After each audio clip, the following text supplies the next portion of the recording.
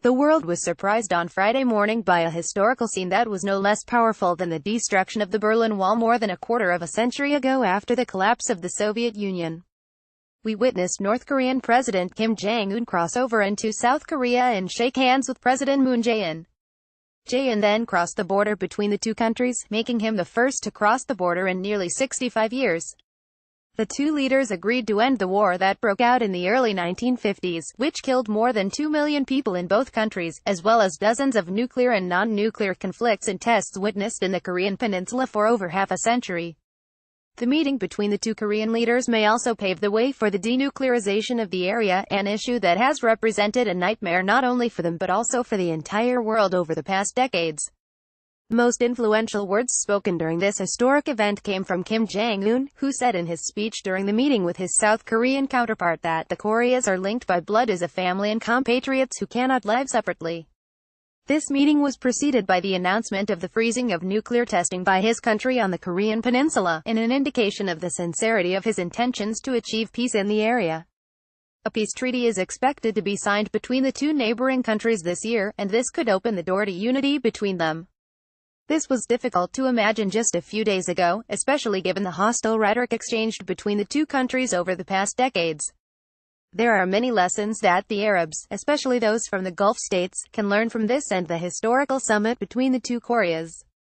The first lesson to be learned is that conflicts, no matter how long they have gone on and whoever the victims are, must end. It is best for the rivaling and conflicting Arab states to believe that their coexistence is a necessity imposed by geography, history, language, blood and culture. They must also be convinced that coexistence must occur without any party trying to impose its domination in terms on the others. Read, we are unlikely to see a solution for the Gulf crises anytime soon. The second lesson is that dialogue is the only way to resolve any differences or disputes between the Arab countries. Without it, the conflict will not only continue to exist, but will become more and more complicated. No matter how long it takes, it is necessary for the rivaling parties to sit at the negotiating table. The third lesson is that it is the people who pay the price of conflict and clashes, despite the fact that the people have no say in the politicians' choices and decisions. It is important to take this into consideration before conflicts escalate. In the current Gulf crisis, the parties have manipulated historical and social relations between the Gulf states in a manner that threatens their cohesion and unity. Since the beginning of this crisis, I have heard many sad stories about family, tribal and social divisions that have transcended political differences and have become a threat to the social fabric of the Gulf, which formed and melded together centuries ago. I am almost certain that many Gulf nations and communities are eager for relations between the blockading countries and Qatar to go back to normal and for families and tribes affected to communicate once again. Therefore, the Qataris constantly welcome dialogue initiatives that can resolve the crisis, not due to the fact that any political conflict must be managed by negotiations and dialogue, but also because the crisis has negative consequences and effects on many families and tribes in all of the blockading countries.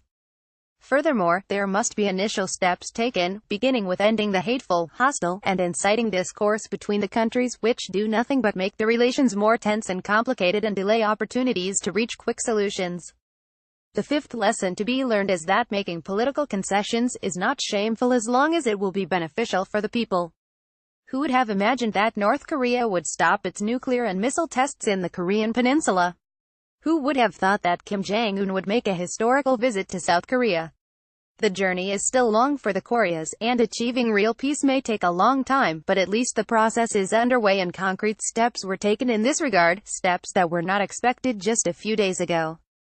Will the Arab leaders learn from the experience of the leaders of the two Koreas, and turn a new page, not only amongst themselves, but also between them and their people and communities? This article first appeared in Arabic in Al Arabi Al Jadid on the 30th of April. The views expressed in this article belong to the author and do not necessarily reflect the editorial policy of Middle East Monitor.